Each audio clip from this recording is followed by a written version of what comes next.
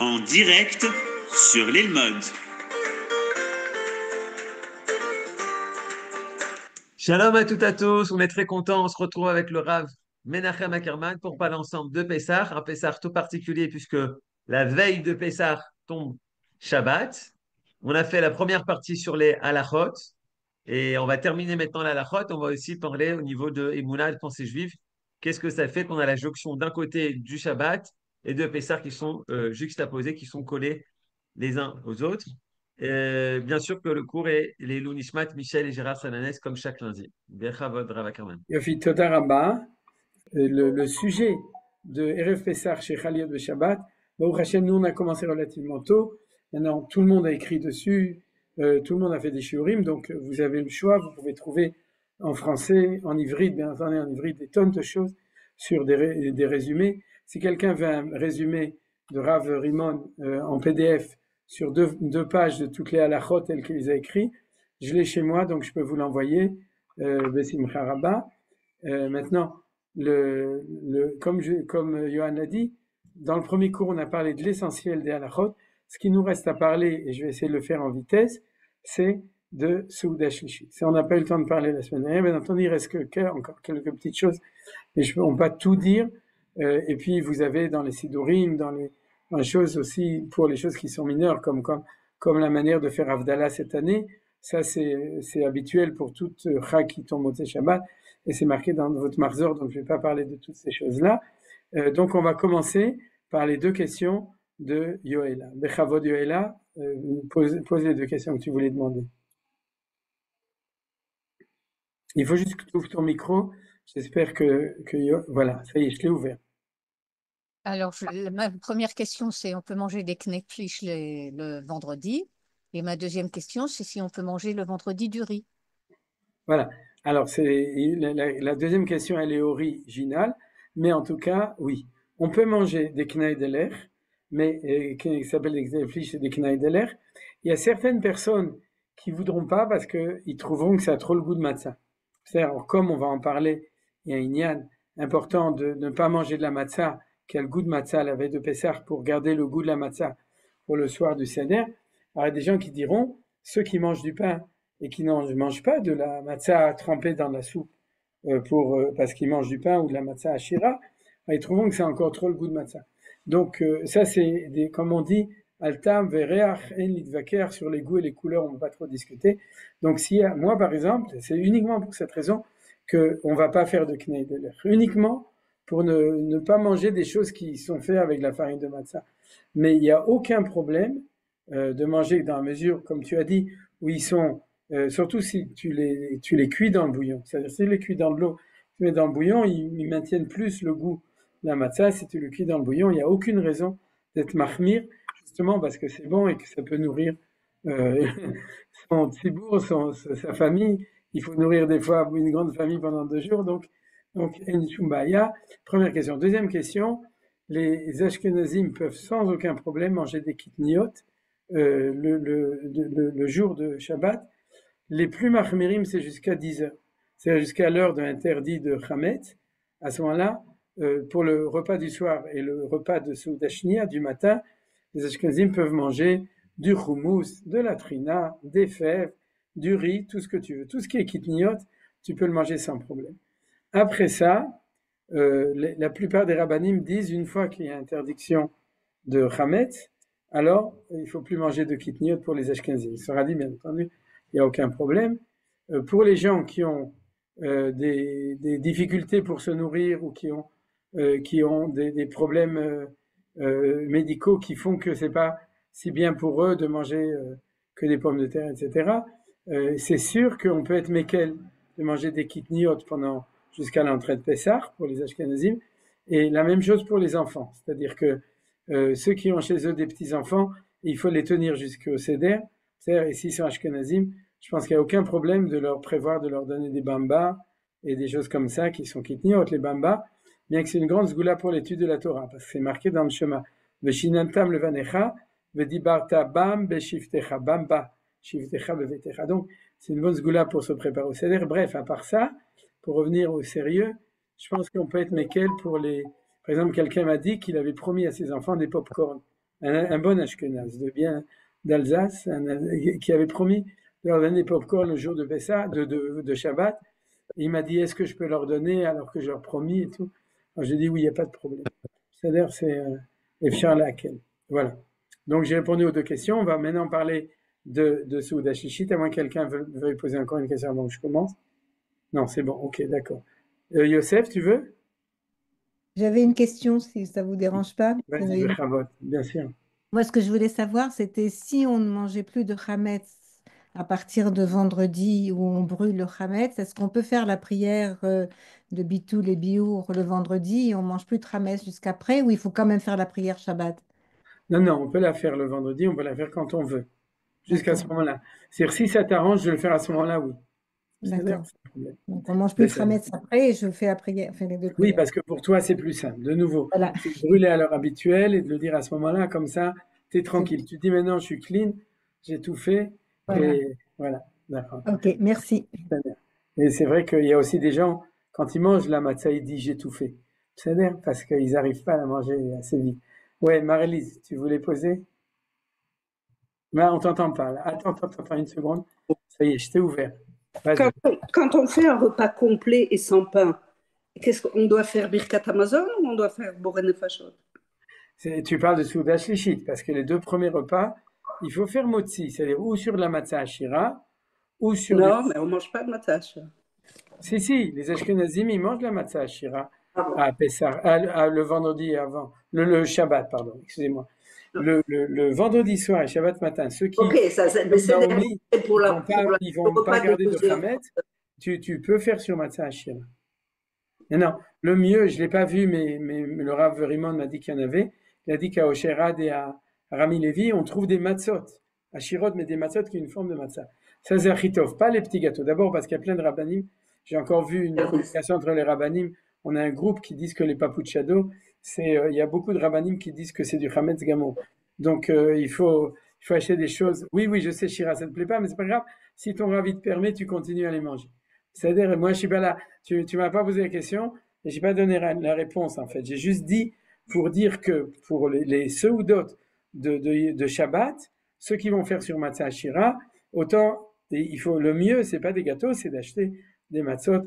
La vérité, jusqu'à maintenant, je suis allé au Sheral, je les ai pas vus. Peut-être qu'ils étaient planqués quelque part, mais en tout cas, le Rav Rimon, il a dit qu'il y en a, donc j'espère qu'il y en a, Bémet, pour Oui, faire. Sinon, il y en a partout, même, il y en a. des matzot carrés à Ashira, Carré comme ça. super, Baruch Hashem. Metsuya. Donc, merci de le confirmer.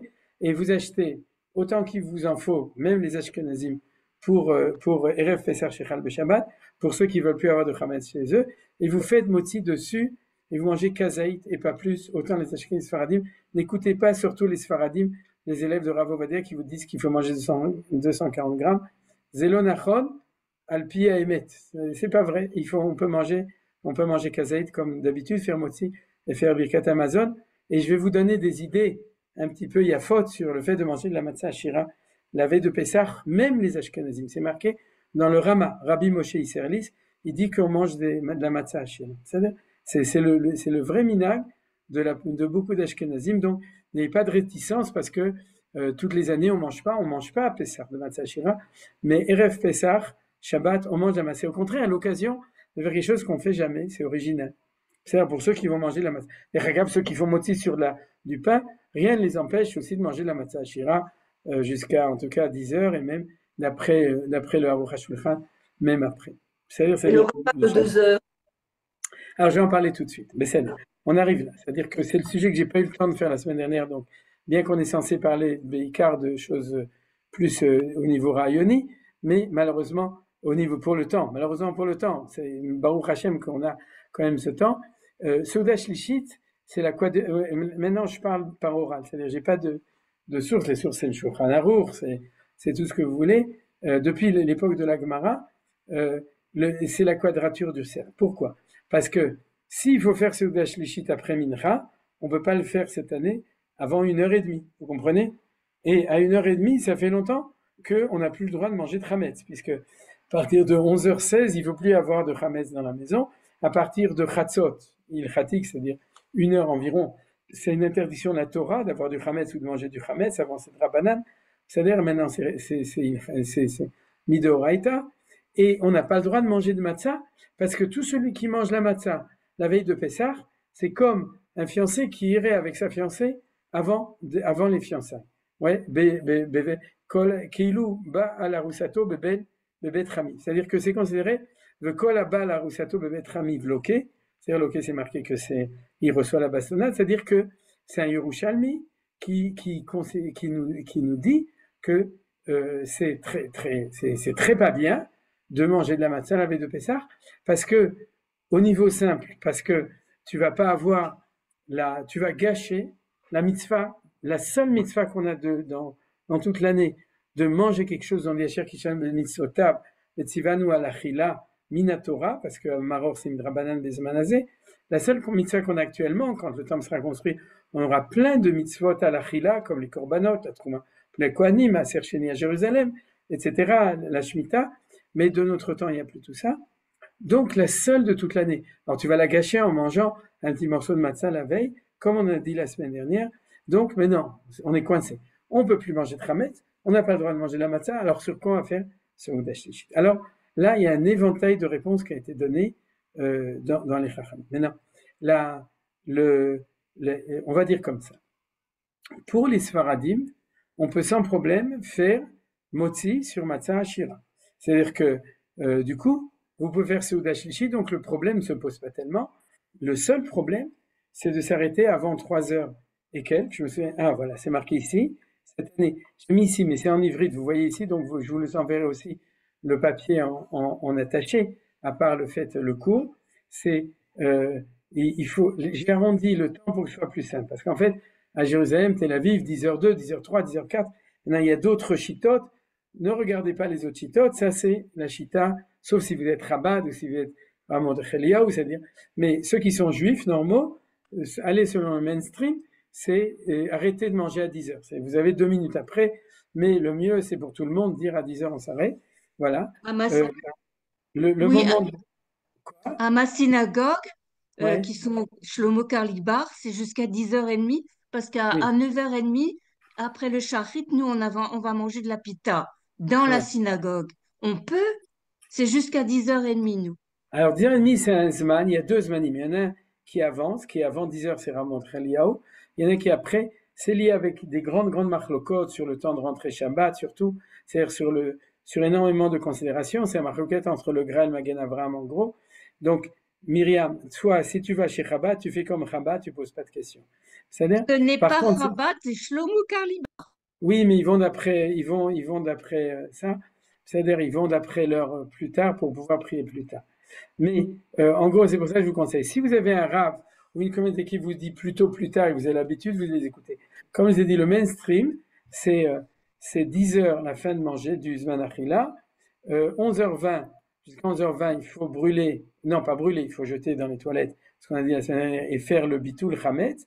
Et puis ensuite, il faut jusqu'à 4h moins 10, il faut s'arrêter de faire le repas avant Pessah. La vérité, il faut le commencer avant. C'est-à-dire, on peut continuer après, mais c'est pas conseillé parce que les Chachamim, ils veulent que tu arrives au repas du Seder avec le fait que tu as l'appétit et puis aussi la joie, etc. Donc, jusqu'à ce qu'on appelle Sha'asirit, Sov Zman Achilas Seudat Shlichit. C'est pas vraiment Sov Zman, c'est la fin du temps où on peut le commencer, mais en gros, prenez-le, c'est-à-dire essayez de terminer votre repas entre 3h et 3h30.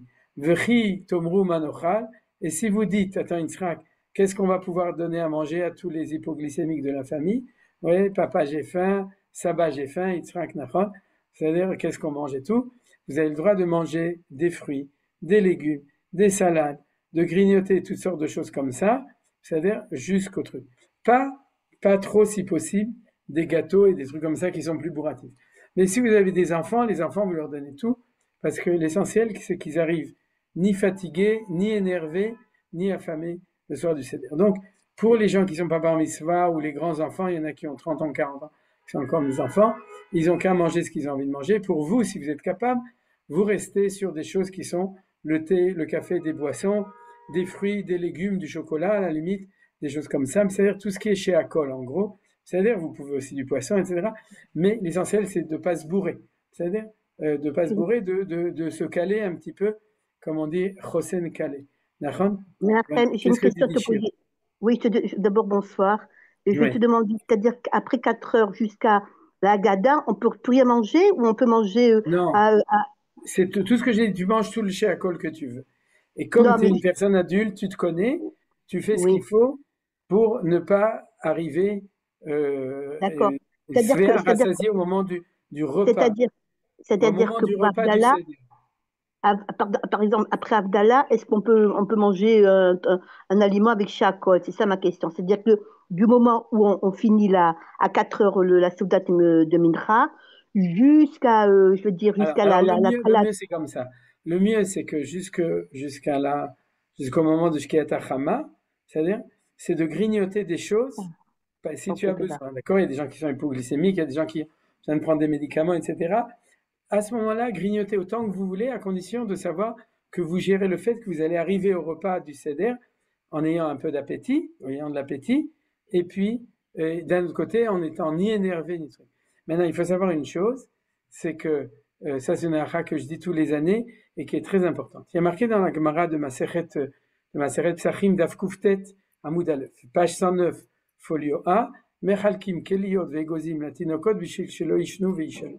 C'est-à-dire que pendant tout le temps de la Haggadah, entre le kiddush et le repas, à l'époque de la Gemara où ils étaient intelligents, ils savaient comment gérer les enfants, ils mettaient sur la table des keliot, c'est-à-dire des pop blés, c'est-à-dire des veigozim et des noisettes, c'est-à-dire ils mettaient des friandises sur la table du seder pour que les enfants y grignotent et qu'ils dorment pas et qu'ils soient motivés pour poser des questions. C'est-à-dire que le pire pour un gosse, c'est j'ai faim, j'en ai marre, vous vous énervez, etc.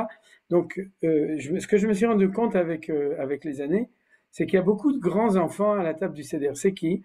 C'est tous les gens que vous invitez qui sont pas au super motivés, c'est-à-dire qu'ils viennent pour faire plaisir ou par tradition, mais en fait pour eux, en général après le repas, tout d'un coup ils sont pressés, ils prennent la voiture pour rentrer chez eux, ou bien pendant le CEDER, ils disent Pépé, dépêche-toi parce qu'on a marre, on a faim. Alors la meilleure solution pour les gérer et pour qu'ils nous embêtent pas et qui participent au CEDER, c'est des grands enfants, c'est de mettre des friandises sur la table du CEDER. Et puis même s'ils ont plus faim au moment du repas, la vérité, moi je m'en fous. Parce que je veux ne pas gâcher la Haggadah, que eux soient rassasiés et qu'ils mangent un peu moins des haricots et de comment s'appelle ça, la kaila, nachon de la soirée du CEDER, c'est pas grave. Nous, on va pas manger de toutes ces friandises. C'est-à-dire, parce que nous, on veut pas manger. Mais on n'a rien à dire aux autres qui se bourrent. Le Icar, c'est qu'ils viennent. Mais il vaut mieux manger avant l'entrée de Hag que de manger pendant le Seder. Mais si par exemple, toi, Shira, tu as besoin pour des raisons de médicaments, d'hypoglycémie ou d'autres choses, de manger, de grignoter quelque chose, tu peux tout à fait aussi grignoter C'est une pendant la question. Haggadah. C'est-à-dire que c'est une halakha qu'il faut dire à tout le monde. Parce que c'est une halakha qui peut changer l'ambiance du Seder, du soir du Seder. Dire ça. Et comme je répète, c'est marqué dans la Gemara de Psachim. Et pour une raison ou une autre, comme les Juifs sont devenus des hassids ascétiques, comme disait Manitou, vous connaissez le hassid ascétique, et donc on s'est pris l'habitude pour montrer qu'on veut rentrer dans le repas du Seder avec le théavon, on a oublié qu'on pouvait mettre des choses et on met rien, et du coup c'est zélotov, c'est pas bien pour nous. C'est bien si on a une tablée de Kulanu Hachamim, Kulanu Nevonim, même les enfants, tout le monde est des adultes qui sont religieux, qui sont motivés, à ce moment-là on n'est pas obligé de mettre. Mais sinon, le mettre, ça résout énormément de problèmes de faire ça. Voilà, Shira, qu'est-ce que tu voulais dire? Qu'est-ce que tu voulais dire, Yitzhak? Yitzhak, tu voulais dire quelque chose tout à l'heure. C'est Moi, bon? j'avais une question. Ouais, vas-y, Nili. À la synagogue du Rav Cherki, le Sof Achila, c'était à 9h40, c'est marqué. Oui, alors, c'est ce que je vous ai dit. Il y a les zmanim d'avant, les zmanim d'après. Aser Harav, vous avez un Rav, vous avez une communauté, vous allez selon ce qui sont possibles. Il y a 3 zmanim. 9h40, 10h et 10h30 environ. Donc, et Mincha, on fait à 13h. Voilà, Bédiou. Voilà, Nili Bechavod. Ouais, je voulais dire que pour la Souda Shlichit, si j'ai bien compris, puisqu'on ne peut pas prendre de. Attends, Nelly, Non, j'ai non, pas mais encore eu le temps. non, Alors, mais je vais expliquer. je dis quand même, parce que donc on mange finalement essentiellement des légumes et des. Donc quelle différence avec ce qu'on prend après, ce qu'on prend dans la Souda Shlichit? On doit Alors, je vais arrêter. tout expliquer. Non, je vais expliquer les différentes opinions. Alors, je commence des plus rassasiantes. C'est l'opinion de ceux, c'est ce que les Sfaradim peuvent faire, c'est de faire Seuda Shlichit après Mincha comme d'habitude, c'est-à-dire vers 1h30 environ, et de la faire en faisant Motzi et Birkat Hamazon sur la Matzah Ashira. Maintenant, pour les Ashkenazim, c'est impossible. C'est-à-dire, on peut plus faire Motzi et on peut plus faire Mezonot. On peut pas être couvert sur Mezonot, c'est impossible. Donc, en fin de compte, ce qui a marqué dans le Rama, c'est qu'on fait sur des fruits, des légumes ou sur de la viande et du poisson. Alors maintenant, ce que je vais vous dire, c'est la proposition du Rav Rimon, parce qu'elle est super, et elle dit comme ça, parce qu'il y a toutes sortes d'opinions et de gens qui ont toutes sortes, il y a des trucs aussi un peu farfelus, mais la proposition elle est comme ça, elle dit, puisque vous priez tôt, faites comme vous avez l'habitude, le petit déjeuner jusqu'à 10h, le repas de midi à 1h30, et le repas du soir, c'est le repas du Seder. Bien entendu, en l'après-midi, en faisant un petit goûter, pour ne pas être affamé jusqu'au soir du Seder, dont on vient à parler suite à la question de Shira. Donc vous voyez que du coup, c'est pas du tout débile, c'est un repas. On n'a pas l'habitude le Shabbat de faire comme ça, sauf ceux qui prient au Netz, qui mangent le petit déjeuner, c'est-à-dire la Seuda Shnia très tôt. Mais les autres gens, en général, le temps qu'ils rentrent, ils font Seuda Shnia à midi et Seuda Shlichit le soir. Alors cette année, ça va être une année où ça va être normal. Petit déjeuner, Motzi sur la Matzah Shira ou sur du pain jusqu'à 10h. Repas de midi, normal, plantureux, bien. Et pour les Ashkenazim, sans faire Motzi. Maintenant, combien de fois dans l'année, vous allez au restaurant, vous mangez chez vous un repas super, vous êtes rassasié, et vous prenez pas de pain pour des raisons de régime, ou tout simplement parce que les gens, pendant la semaine, ils mangent plus de pain, d'accord? Et puis c'est-à-dire, ils mangent toutes sortes d'autres choses, mais presque tout le temps. Donc, vous mangez des salades, je parle pour les Ashkenazim sans kitnir, vous mangez des salades, vous mangez un bon dessert, une bonne glace, une salade de fruits, vous mangez une bonne viande, un bon poisson, et plein de légumes, vous êtes super rassasié, c'est super kef. Vous avez fait Adama chez Akol, bon, vous avez fait tout ça, et comme ça, le Shabbat va se passer de manière super kef. Le seul truc, c'est ce que dit le Rama, puisqu'on ne peut pas faire, on fait Seuda Shlichit sans avoir mangé ni de mezonot, ni de motzi, donc on fait Boré Nefashot à la fin, et toutes les brachot au début. Le Ben Ishraï, qui faisait comme ça, dit, essayez d'amener des fruits de Shiva Taminim. Parce qu'à ce moment-là, tu vas nous faire une belle bracha à la fin du repas. À la Hetz, vers le Pri Hetz, vers le Tumat Asadeh. C'est-à-dire amener des olives, amener des dattes pour être dati, etc. C'est-à-dire, et faites, mangez-en un petit kazaït. Comme ça, vous faites à la place du Birkat Hamazon une belle bracha. C'est très joli, c'est l'idée du Ben Ishraï. C'est-à-dire de faire comme ça. Si vous ne l'avez pas fait et que vous faites à la fin du repas pour une fachot, tout va bien, c'est magnifique. Il n'y a aucun problème. Rien ne vous empêche aussi de boire un petit verre de jus de raisin ou un petit verre de vin, ouais, c'est-à-dire pour faire bracha achona aussi dessus, et pour être kové à la Souda sur un kos shel yain, zegam ken davar yafé meod, c'est aussi une belle solution. Maintenant, ça c'est la solution pratique qu'a proposé le Rav Yosef Tzvi Rimon dans son livre sur Erev Pesach chez Chaliot, Erev Shabbat que j'ai ici. Maintenant, je parle non pas de la solution pratique, mais des solutions théoriques, comme on a dit. Le plus simple au niveau de la halacha, c'est de faire aussi sur Matzah Shira, c'est valable que pour les Sfaradim. Pour les Ashkenazim, de faire un super bon repas, à condition de s'arrêter vers 4 heures, pour ne pas rentrer dans la préparation à Pessah.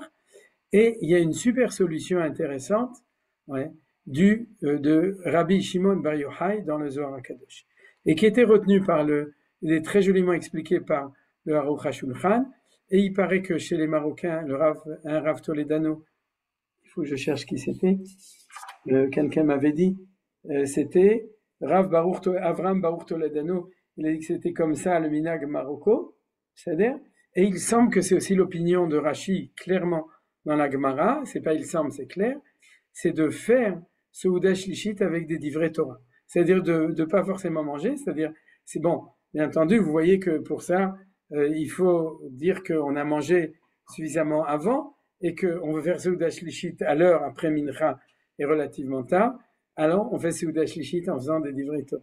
Voilà, ça c'est une solution, comme je vous ai dit pour les Hasidis ascétiques comme Rabbi Shimon Bar Yochai, mais je vais vous dire quelque chose, si vous réfléchissez bien, c'est que à Souda Shlichit, surtout en hiver, pour ceux qui font attention à faire Souda Shlichit, en général, c'est très difficile de manger. On souffre plus de manger un kazaït de pain. Et vous avez remarqué que Souda Shlichit, c'est surtout des chants et des livrets Torah, et on mange pas tellement en général. C'est-à-dire que de toute façon, toute l'année, la Souda Shlichit, c'est la Souda la plus spirituelle de Shabbat. Donc c'est une fois, pour des raisons qui vous arrangeront de manière technique, vous voulez faire comme Rabbi Shimon Bar Yochai et faire Souda Shlichit avec des chants de Souda Shlichit et des livrets Torah, sachez que c'est aussi une option. C'est-à-dire que vous avez aussi cette option. Alors maintenant que j'ai fini avec toutes les halachot de Souda Shlichit, vous avez toutes les solutions pratiques qui sont devant vous de choisir comment vous allez le faire avec toutes les limites. C'est-à-dire, si vous voulez le faire avant Mincha, vous pouvez le faire avant Mincha, vous pouvez le faire après Mincha.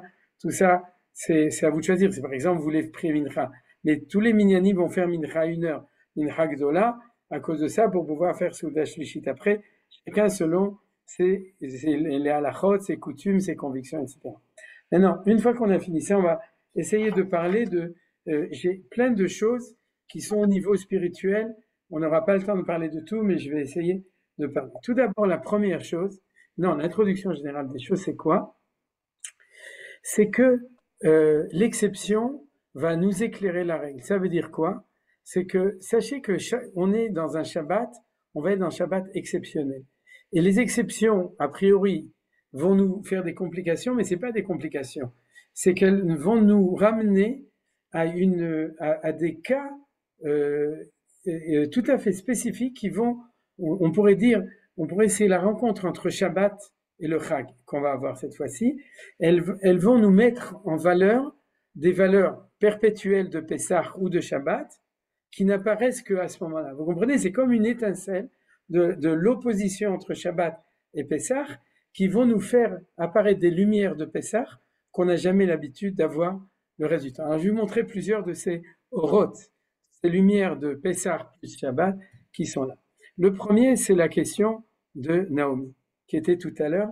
Ouais, Shim'una, Bevakasha, la remarque de Naomi, c'est-à-dire Shim'uni, c'est-à-dire Shim'uni, c'est que la question, c'est en fin de compte, est-ce que c'est tellement important d'éliminer le Chametz le jour du 14 Nissan et donc de faire aussi le Bitul Chametz le jour du 14 Nissan? Parce que pratiquement, si par exemple tu pars en voyage une semaine avant, tu peux tout brûler avant et faire aussi le Bitul Chametz avant. C'est ce que j'ai dit à Naomi. Mais en fin de compte, du coup, ça nous met la puce à l'oreille. Parce que chaque année, on ne se pose pas la question. On le fait le 14, puisque c'est le jour où il faut le faire. C'est-à-dire, vous comprenez? Seulement, cette année, on ne peut pas brûler le 14. Donc déjà, on s'embête. En plus, il n'y a pas d'hérouve, on ne peut pas le faire semer aux 80, puisqu'on n'a pas le droit de jeter en dehors de la maison. C'est un endroit où il n'y a pas de hérouve, vous comprenez? Et puis, le jeter dans les toilettes, c'est ce que je dis qui était le mieux, parce que c'était la formule de le jeter dans la mer. Ouais. Seulement, ça dérange les gens. C'est-à-dire, ils disent, oui, tu vas aller dans les toilettes pour le faire. Alors du coup, la question fondamentale, c'est est-ce que c'est tellement important de se prendre la tête et de le faire le 14 de cette manière-là? Alors, regardez, on va peut-être commencer tout simplement par la Mishnah. On a une Mishnah, une Gemara dans Psachim, chapitre 3, 49a, qui dit comme ça. On va lire directement en français. On remercie toujours la Fondation Steinsaltz qui m'a permis, grâce à Eliakim Simsovitch, de leur piquer la Gemara en français, sinon je ne sais pas ce que je ferai. Quand le 14 Nissan tombe un Shabbat. Vous voyez que c'est pas nouveau, c'était déjà. On doit éliminer tout le Chametz avant le Shabbat. Telle est l'avis de Rabbi Meir. C'est-à-dire que Naomi, elle va faire comme Rabbi Meir. C'est-à-dire, selon les sages, il y a marqué Vachachamim Omrim, et quand il y a marloquette entre Yachid et Rabbim, Halacha et Rabbim, et c'est comme ça que c'est Nifsak la Halacha, c'est-à-dire que la Halacha, c'est, selon les sages, on peut l'éliminer en son temps. En son temps, c'est-à-dire pendant Shabbat. D'après Rabbi Eliezer ben Rabbi Tzadok, la trouma avant le Shabbat et le profane en son temps. Pourquoi? Quel est le problème? C'est que la trouma, qui est-ce qui peut la manger? C'est pas le trou normand, c'est le trouma. C'est-à-dire, qui mange la trouma? Que les Kohanim, merci Yosef, et que s'ils sont purs. C'est-à-dire que même chez les Kohanim, toutes les femmes, 2 semaines par mois, elles ne peuvent pas manger de la trouma, les Kohanotes, c'est-à-dire, et les autres Kohanim, il suffit qu'ils soient impurs, ils ne peuvent pas. Donc il y a très peu de gens qui vont manger de la trouma. Donc du coup, comme il y a très peu de gens, on a peur que si tu gardes de la pita trouma pour le Kohen, que tout d'un coup, il n'y aurait plus assez de Kohanim qui vont le manger, et qu'on va être obligé de devoir en éliminer 10 kilos pendant Shabbat. Donc, Rabbi Eliezer ben Rabbi Tzadok a dit la trouma, j'ai pas envie de m'embêter, je la mange, je la finis avant Shabbat, mais le holin, le profane, c'est-à-dire le manger de tous les juifs, maximum, s'il me reste trop de pita du vendredi soir parce que j'avais peur, et puis alors je toque à la porte du voisin et je lui dis peut-être il m'est resté encore 10 pitot, je sais pas quoi en faire. Je suis, comme je l'ai dit la semaine dernière, je suis très dépité, et donc si tu veux me prendre 4 pitotes, et tu passes comme ça les voisins, et puis c'est comme ça qu'on a réussi à écouler pour ne avoir besoin de faire le biour, donc de le jeter aux toilettes, un minimum. À l'époque de la Gemara, c'était encore plus compliqué, c'est qu'on les mettait dans une boîte, on les gardait jusqu'à après Pessah, et on les brûlait après Pessah. Donc vous voyez, c'était un truc un petit peu compliqué, c'est comme ça que le Rambam est possède. Donc du coup, on essayait d'en faire un minimum.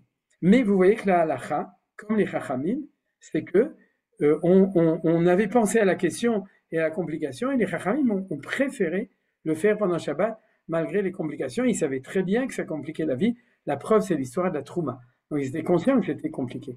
Alors on a même une petite histoire, une braïta qui raconte. Regardez, c'est qu'on a un témoignage historique. Rabbi Elazar bar Tzadok dit, une fois, mon père passa le Shabbat à Yavne.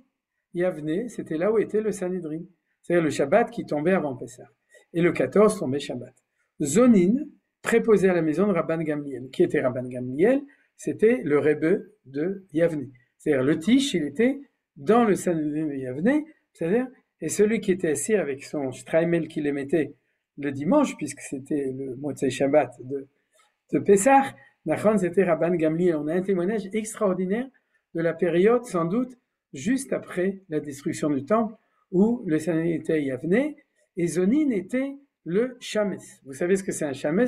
Chez les Sfaradim, le Shamesh, Nachon, c'est celui qui s'occupait de Rabban Gamliel, et Rabbi Elazar ben Rabbi Tzadok raconte que son père qui était à Yavne, il était chez lui, et Zonin est arrivé pour nous dire, donc avec Rabbi Elazar ben Rabbi Tzadok qui était avec son père Tzadok, d'ailleurs Tzadok il est marqué, il était bémet à la même époque, c'était un grand tzaddik, le moment d'éliminer le Hametz est arrivé, j'ai suivi mon père et nous avons éliminé le Hametz. Donc vous imaginez la scène, nous on connaît notre scène avec le vendredi, la veille où on brûle notre Hametz à côté de la synagogue et tout.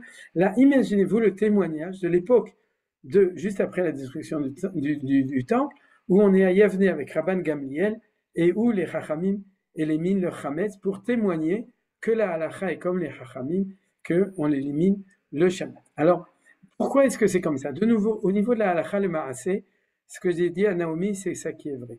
C'est-à-dire que celui qui veut plus de Hametz, qui le brûle le vendredi, qui brûle tout et qui fasse le bitul Hametz tout le temps. Mais ce que je veux vous montrer, c'est que cette année, vu la complication, on est obligé de se poser la question.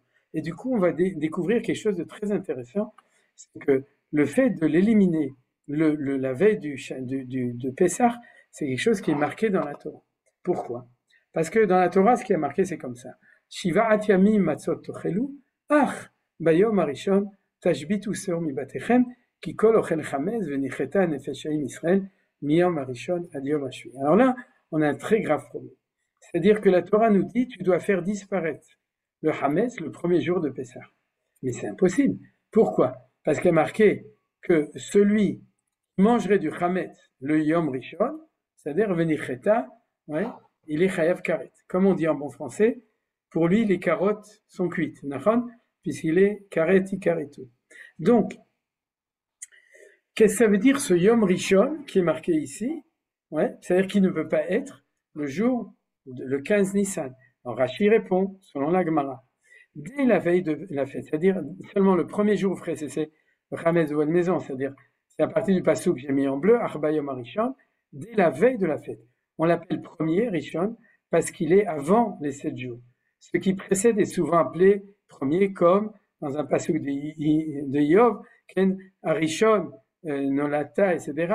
Ou bien, c'est-à-dire, tu nais avant Adam, c'est-à-dire Arishon, ça veut dire le précédent. Ou vous avez compris? C'est-à-dire, dans le même passouk, le mot Rishon veut dire précédent, et ici veut dire le premier. C'est-à-dire, alors ça, c'est encore une question qu'on étudie pendant des heures quand on est à la yeshiva, c'est-à-dire quand on étudie cette sugiya dans la Gemara, mais pour nous qui devons faire les choses en behibazon, en vitesse, c'est-à-dire, vous voyez qu'il y a ici, Rashi nous donne l'explication, c'est-à-dire, ce qui est marqué ici, ils ont bien traduit, le jour précédent, vous ferez disparaître celui qui mange depuis le premier. C'est-à-dire là, ils ont très très bien traduit ce qu'il a fait, c'est-à-dire jusqu'au dernier. Ou peut-être, dit Rashi au nom de Chachamim, s'agit-il vraiment du premier des 7 jours, mais le texte précise, tu n'égorgeras pas sur du Hametz le sang de ton sacrifice, comme pour dire, tu n'égorgeras pas mon sacrifice en ayant encore du Hametz. Ça, c'est la Mechilta, qui amène ce pasouk dans Shemot chapitre 34, et qui est répété une deuxième fois dans la Torah, Lo tishrat al Hametz dam zifri, velo yalin aboker zeva chag apesa. Lo tishrat, tu n'égorgerais pas le sacrifice du Pessah, alors que le Hametz est encore présent. L'interdiction s'adresse à celui qui fait la shrita de son korban Pessah, ou qui asperge le sang sur le misbéach dans le temple, ou l'un des membres d'un groupe de consommateurs. Ça veut dire quoi? Ça veut dire qu'à partir du moment où arrive le temps du korban Pessah, c'est de Chatzot, si jamais quelqu'un offrait son korban Pessah et qu'il n'avait pas vendu, fait disparaître, brûlé tout son Hametz, non seulement il avait une interdiction de Bal Yireh ou Bal Imatzeh, c'est le bal des vampires, c'est-à-dire c'est complètement interdit, mais en plus il avait un Issur Torah d'amener son korban Pessah, alors qu'il avait encore du Hametz. De là, je comprends très clairement, d'après ces deux psukim, c'est que, puisqu'on l'appelle le premier jour, c'est que la Torah veut que je fasse brûler et faire disparaître et faire le Ashbata Balev, c'est-à-dire de dire Kol Chamira le 14 Nissan avant midi. Vous avez compris? C'est-à-dire qu'on a un temps très précis qui est marqué dans la Torah, qui est, qui doit précéder immédiatement l'offrande du Korban Pessah. Or, comme l'offrande du Korban Pessah n'est pas le 15, en fait, c'est pas la fête de Pessah. La vraie fête de Pessah, c'est la fête des Matzot, c'est le 15. Mais la fête de Pessah, c'est pas quand on est chez nous, avec notre belle famille, Baruch Hashem, 50 personnes à Jérusalem où on mange. La vraie fête, c'était le 14. C'était quand, au Beth Amikdash, vous avez 600 000 personnes qui montent, qui rentrent dans le Beth Amikdash. On offre le Korban, tout le monde rentre dedans. Et les Lévim chantent le Hallel. Et si le Hallel n'est pas fini, on recommence le Hallel. Et si c'est pas fini, on recommence le Hallel une troisième fois, jusqu'à ce que tout le monde offre son Korban Pessah, et y compris Shabbat. Je vous promets que dans les journaux, c'est-à-dire, on consacrait à l'époque 80% de la fête de Pessah sur la Krava, et 20% un interview, Monsieur Cohen, comment ça se passe chez vous, quel maror vous mangez, combien vous étiez à table, vous voyez combien de temps a duré le Seder. Mais c'était tout à fait... La preuve, regardez les Samaritains. C'est-à-dire, vous savez qu'on trouve tout chez les Samaritains, et entre autres le Korban Pessah, et tous les films sur les Shomonim, c'est sur la Krava du Korban Pessah. C'est ça qui intéresse les gens. Imaginez-vous avec le face du Beth Amikdash. Donc vous avez compris? Donc le 14, c'est un grand jour de fête, et ce jour de fête se divise en deux. Le matin, Biou Hametz et Bitul Hametz, et l'après-midi, Akravat Korban Pessah. Et ça, cette chose-là, cette obligation, chaque année, on ne se rend pas compte, parce qu'on ne se pose pas de questions, et cette année, comme c'est compliqué, alors on se dit, est-ce que vraiment on va le faire cette fois-ci? Et pourquoi on va faire cette fois-ci? Pourquoi on va se compliquer? Pourquoi on va s'arrêter à 11h20? On va se dépêcher, on va le jeter dans les toilettes, quand je dis, etc. Eh bien, Bezrat Hashem, vous le ferez cette année, en disant Manishtana, et en expliquant à tous les gens qui sont avec vous, que c'est pour montrer que je ne dois faire disparaître mon Hametz, pas obligatoirement de nouveau réponse à Noémie, mais de manière préférentielle, le Shabbat matin, pour juxtaposer mon Biour et mon Bitul Hametz avec le temps qui, si le temple était construit, ça aurait été le temps du Korban Pessah. Montrez-vous leur ce beau pasuk, Lo tishrat al Hametz dam zifri, ou dam pisri, il y a marqué pisri, une fois zifri, c'est marqué 2 fois dans la Torah, c'est-à-dire donc c'est une mitzvah très importante de ça. Explication. Vous avez peut-être pas d'explication, l'explication elle est comme ça. Vaikra Moshe lechol ziknei Israël. Vayomer alem, mishru ukru lachem son mishpechotechem veshachatu apesach. C'est-à-dire, alors, ce passouk qu'il a l'air anodin, c'est dans le chapitre 12, c'est la première fois que Moshe Rabbeinu dit aux enfants d'Israël, pour la première fois il leur annonce que Dieu lui a dit de faire le Korban Pessah. On se trouve au début du mois de Nissan, et puis il les prévient, sachez, première mitzvah de la Torah que vous rencontrez, c'est de vous préparer au Korban Pessah, et il leur dit Shachatu à Pessah. Alors, comme on a vu, le Shachatu, c'est après Chatzot. Mais là, il y a un mot qui est un peu bizarre. Mishru, ça veut dire Prélevez, d'accord, prenez chacun, l'imshor, vous savez, c'est tirer, c'est tirer un korban Pessah. Alors, nos sages ont remarqué que ce mot n'était pas du tout obligatoire, en tout cas c'est un mot original, il y aurait dû marquer krou lachem ou tazmin ou lachem, etc. C'est un mot qui est exceptionnel, le mot mishrou. Et du coup, les Chachamim m'ont donné une explication très originale, ils ont dit mishrou atzmechem et avodah zarah.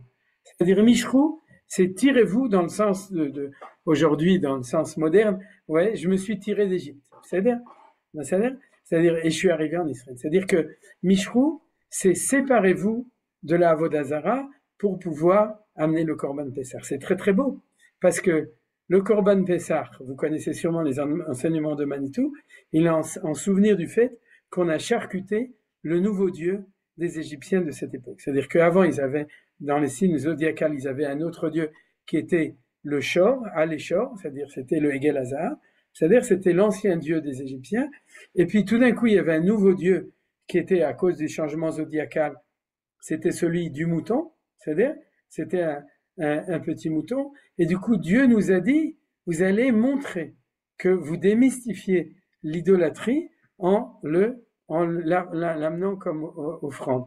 Donc, pour pouvoir le faire, il fallait se couper de l'idolâtrie d'avant, il fallait avoir le courage. Donc, Mishrou, eh bien, aujourd'hui, au lieu de brûler les idolâtries françaises, c'est-à-dire, on brûle le Hamas. Ouais, on brûle le Hametz. Donc, vous comprenez que si la Torah nous dit que jusqu'à midi, tu brûles et tu annules, et que tu dis que toutes ces valeurs sont comme la poussière de la terre, et que tu t'arrêtes à midi d'après la Torah, à Rabbanan, vous savez, il y a 1h30, 1 heure avant, c'est-à-dire chez Chadesret, etc., tout ce qu'on fait nous. Mais si la Torah nous a dit de faire comme ça, c'est si nous on brûle le Hametz et qu'on fait le bitoul juste avant, c'est qu'on dit, il faut que je me sépare de toutes mes valeurs de Hametz qui sont là pour me préparer à amener le Korban Pessah. Vous avez compris? Donc, c'est-à-dire que cette idée-là, cette année, on va la faire extraordinairement. Parce que justement, parce qu'on va jeter le pain qui nous reste, on va le jeter dans les toilettes, c'est-à-dire un petit peu, on va en garder un tout petit peu, on va dire à tout le monde, je suis fier de juxtaposer, même que c'est presque impossible, de le juxtaposer avec le korban. Alors je vais vous rajouter encore une idée, une partie c'est des chidushim de moi, une partie c'est des choses que j'ai vues auparavant. Ah, celle-là c'est un chidouche. J'ai un ami à moi ici qui s'appelle Emmanuel Lelouch, il n'est pas louche du tout, qui m'a posé une question il y a quelques années, et qui m'a demandé, il m'a dit comme ça, je comprends pas. Il est un peu chassid, donc vous comprenez la question.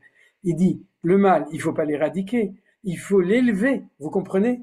Oui, la halot est un itzotzot, c'est-à-dire être ma'alé, il faut transformer le mal en bien en faisant une élévation, le tikkun. C'est-à-dire, pourquoi est-ce qu'à Pessah, il faut brûler le mal au lieu de le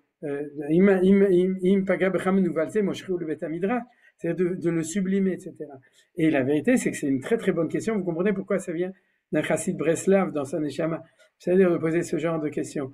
C'est-à-dire tu vois le rat, eh bien le rat, tu dois être metaken. Et pourquoi là on doit brûler?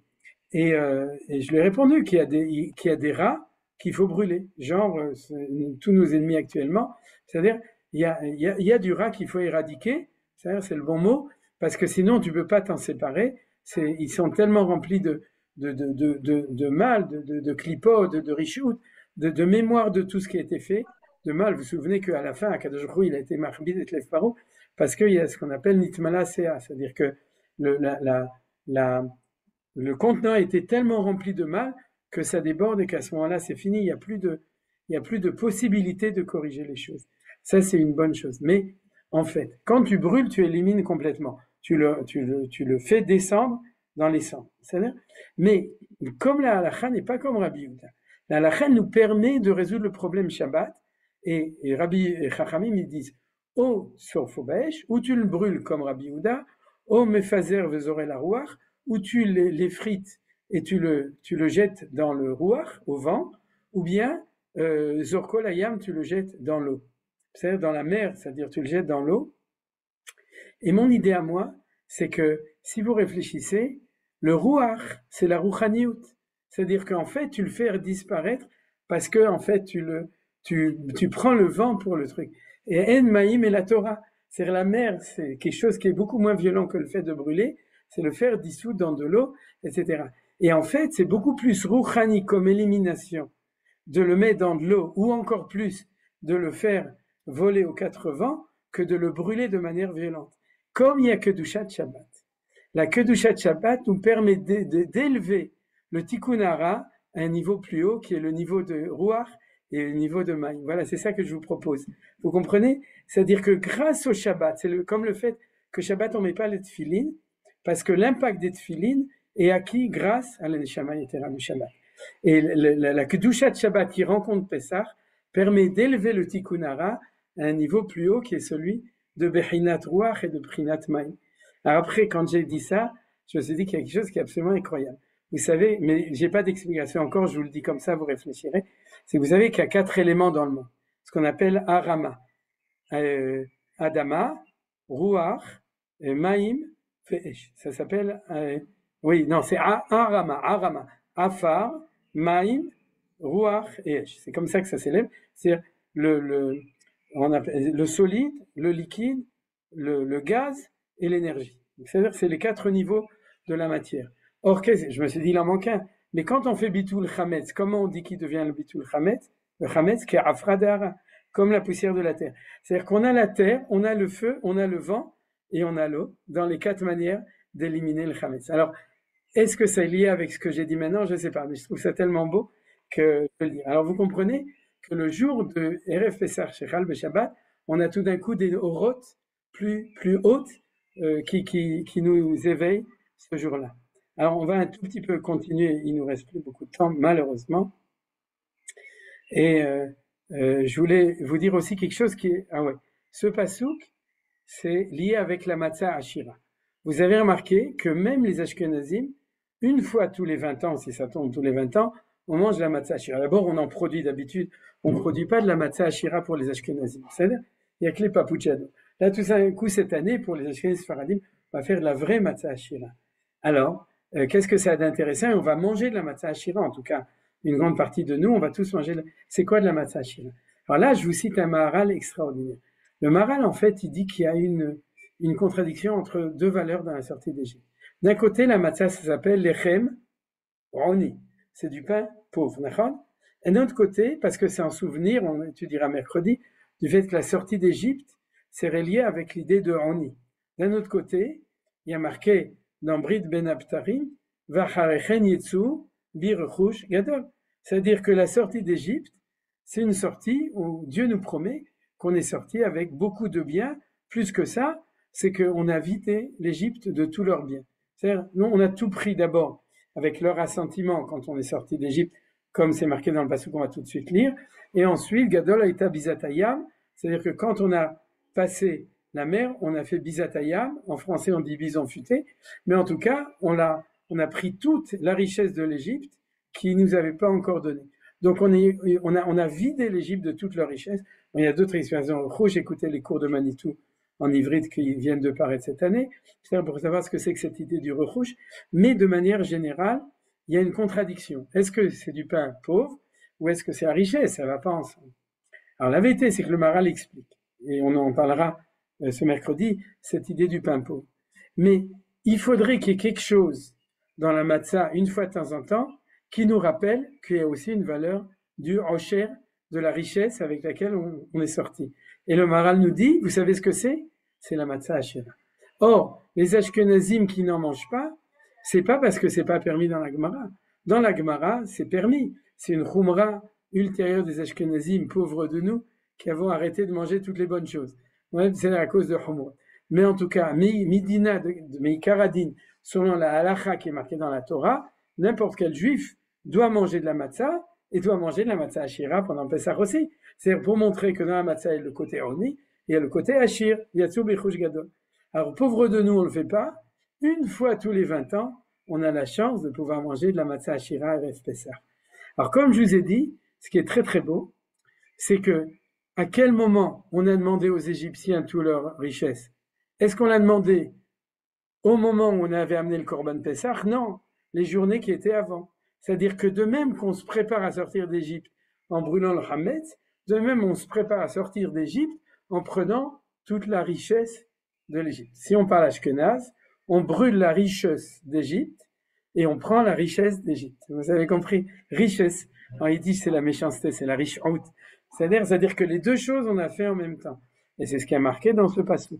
Veshala, Isha, Migishrenta ou Migaral Beta, Klekesef ou Klizav ou Smalot. C'est pour ça qu'on dit Smella. Nachon vesamtem al benechem val benotechem venitzaltem et mitzrayim. Comme nous disent nos sages, le Targum Onkelos venitzaltem verokinum. Vous allez vider l'Égypte de toutes ses valeurs. Vous allez prendre toutes les valeurs qui sont cachères dans l'Égypte. Les mauvaises, on les brûle. Et les bonnes, ça s'appelle le Rechush Gadol, c'est les valeurs de la civilisation égyptienne qu'on peut récupérer, et c'est grâce à nous qu'elles vont devenir éternelles, puisque les Égyptiens, eux, ils sont enfouis sous les sables de l'Égypte, mais par contre, nous, on dit à Mavdil ben Kodesh le Hol, eux, ils sont sous le sable, et nous, on rentre la kedusha de ce qui pouvait être élevé dans notre tradition hébraïque, et c'est ce qu'on appelle Venitzaltem et Mitzrayim. Alors, tout ça, malheureusement, la deuxième partie du cours, on le fait dans 20 ans, c'est promis. On se retrouve la prochaine fois qu'Erev Pesach Shechal Beshabbat, parce que j'avais encore un cours entier, au moins d'1 heure, à dire sur la suite de toutes ces belles idées qui sont l'explosion de la rencontre entre Shabbat et Pesach. Mais en tout cas, vous voyez qu'il y a aussi une très belle idée qui est ici à propos du fait que si on mange de la matzah ashira, vous n'êtes pas obligé, vous pouvez manger de pain, alors il faut se souvenir qu'il y a un gilouï dans la matzah ashira de l'idée que le pain qui sort d'Égypte peut être un pain de riche, pas forcément un pain pauvre, et qui nous aide à se souvenir que Vachechen Yatsu Bechush Gadol. C'est un chidouche de moi, c'est pas marqué dans les autres bouquins, mais la base c'est basé sur l'enseignement du Maharal. Alors je vais terminer tout ça avec une petite halakha en plus. C'est que le soir du Seder, il faut pas en faire tout un plat, mais il y a le plat du Seder. Vous savez pourquoi il y a un plat? Parce qu'on arrive d'habitude le soir du Seder, on est complètement à plat. Voilà, Yosef il a compris. Donc c'est pour ça, Seder. Et donc dans le plat du Seder, il y a 9 choses, 3 matzot, 6 choses qu'on mange, plus le plat, ça fait 10 choses. J'avais fait une fois un cours dessus. Keneged Gimel Rishonot Chabad, c'est les 3 matzot, et Sheva Tartonot, les 7 sphirot d'en bas, c'est tout ce qu'il y a dedans, jusqu'au plat qui est à la malchut. C'est-à-dire maintenant, dans ces 7 choses, il y en a 2 qui s'appellent les Shnei Tafshilin, c'est qui est marqué dans la Gemara, Masechet Shabbat, Daf, Kuf, Yud, je crois Kuf Yud Dalet, Amud Bet, je suis plus sûr, mais je crois, Kuf Yud 114, folio B, oui, si mes souvenirs sont bons, mais c'est pas grave, vous le trouverez, qu'il faut mettre 2 plats de tafshilim, 2 plats, 2 mets cuisinés, mais n'importe lesquels. Et à l'époque de la Gemara, des fois il y en a un qui mettait des épinards avec du riz, il y en a qui mettaient du poisson avec de la panure, cacher le Pessah dessus, c'est un peu d'œuf dessus qui est recouvert, et chacun faisait un peu ce qu'il veut. Il y en a un qui mettait un peu de viande avec la soupe de la viande dans laquelle il avait fait.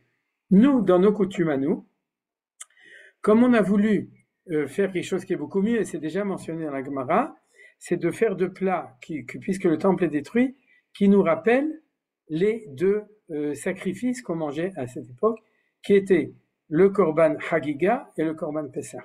Pourquoi manger un Korban Hagiga? Parce que comme il faut manger le Korban Pessah à la sova, c'est-à-dire quand on est déjà rassasié, comme des Bnei Melachim, qui mangent le Korban Pessah pas parce qu'ils ont faim, mais parce que c'est un mets spécial. Donc, c'était le dessert. Vous vous souvenez de ce qu'on appelle la ficomane? Le dessert de l'époque, c'était le Korban Pessah. C'est pour ça que quand on le sortait à ce moment-là, c'était la sortie du dessert. Et donc, on le mangeait comme Korban Pessah. Et pour que les gens soient rassasiés auparavant et qu'ils le mangent que par l'Eshem Mitzvah, alors la Torah nous demande d'amener un autre Korban qui s'appelle le Hagiga, que tu peux amener une vache ou un taureau si jamais tu as 200 personnes à la table du Seder, tu peux amener un autre mouton ou une chèvre, tu peux amener ce que tu veux. Le Ikar de ce Korban Chagiga, c'est aussi un Korban, et lui, c'est le plat de résistance. Et après le dessert, c'est le Korban Pessah. Alors, comme on n'a plus ça de notre jour, en souvenir, on amène le Zroa, pour les Sfaradim, c'est une cuisse de mouton, pour les Ashkenazim, c'est une aile de poulet, c'est-à-dire en souvenir du Korban Pessah, on grille, et en souvenir du Korban Chagiga, on amène un œuf qu'on cuit ou qu'on grille, ça dépend des communautés, mais en tout cas, en souvenir du Chagiga. Et pourquoi? Parce qu'il y a un passage qui dit « V'achfarti chagechem le'eve », c'est-à-dire je transformerai vos fêtes en deuil. Alors, comme le temple est détruit, alors on est des andouillés, et donc à la place de manger la Chagiga, on mange un signe de deuil qui est l'œuf. C'est-à-dire, à la place du bœuf, on mange le neuf. Ouais. Qui mange un œuf se souvient du bœuf. Et donc, c'est pour ça qu'on mange l'œuf, on le mange. La vérité, c'est qu'on le mange le vendredi, le soir du Seder, il faut le manger. C'est une mitzvah de l'Afka de le manger à cause de ça, mais c'est en souvenir du Chagiga. Donc les deux tafshilim, en souvenir. Maintenant, dans le Tosfot là-bas, il dit, mais qu'est-ce qu'on fait quand ça tombe Motzei Shabbat? Parce que quand le 14 tombe un Shabbat, on n'amène pas de Chagiga. On prévoyait un plus grand mouton, il n'est pas d'Oché Shabbat. Le Korban Pesach est d'Oché Shabbat, mais le Korban Chagiga n'est pas d'Oché Shabbat. Alors il y a un Rav là-bas dans le Tosfot qui dit, et du coup, il ne faut pas mettre d'œuf le jour et sur le plat du Seder. Il y en a d'autres qui dit non, il ne faut pas exagérer, il faut faire comme d'habitude, et puis il ne faut pas, c'est juste seulement en souvenir, le temple n'a pas encore été reconstruit, donc, et puis après ça va faire du balagan, quand le temple sera reconstruit, il y en aura qui diront qu'on fait comme ça, donc tu mets ton œuf, et puis il ne faut pas en faire toute une histoire. La conclusion du Tosfot, c'est qu'il dit, celui qui veut mettre un œuf, qui met un œuf, et celui qui veut pas mettre d'œuf, qui met pas d'œuf. Alors moi, cette année, je vais faire exprès de pas mettre d'œuf. Pourquoi? Parce qu'on est tellement proche de la construction du temple qu'il faut faire un acte pour dire que Bezrat Hashem, dans un an, alors il n'y aura pas de Chagiga si ça tombe le Shabbat, parce que c'est ça. Alors quand il y avait encore 1000 ans ou 500 ans et qu'on était dans la galoute, Tosfot avait raison, il faut faire comme on faisait toujours, mettre l'œuf, être ritualiste. Mais cette année, je vous propose à tous exprès de ne pas mettre d'œuf, à la place de mettre un petit plat où il y a marqué « il n'y a pas d'œuf », et qu'il y a quelqu'un qui va demander « manishtana », vous allez l'aider, vous allez dire « c'est parce que nous, on sait que bientôt Akadosh Baruch Hu va reconstruire le temple, et que cette année qui est l'année où Erev Pesach Chal B'Shabbat nous oblige à réfléchir sérieusement à ce que c'est Pesach, se souvenir que le 14 Nissan, qui était aujourd'hui un Shabbat, c'était le jour de la fête du Korban Pesach, et qu'on n'amenait pas de Chagiga, et que Bezrat Hashem l'année prochaine, le Shana Abba Birushalayim Bnouya Ouvnei Yerushalayim avec le Bet Hamikdash, on nochal sham min azvachim ou min absachim, besimcha, bigdusha, uvetahara, bimera, beyamenu. Amen. Merci d'avoir visionné cette vidéo. Je vous invite à vous abonner à notre chaîne InMode pour plus de replays, de conférences, de cours, d'interviews. Cliquez sur le bouton juste ici et vous êtes abonné à l'InMode. À très bientôt.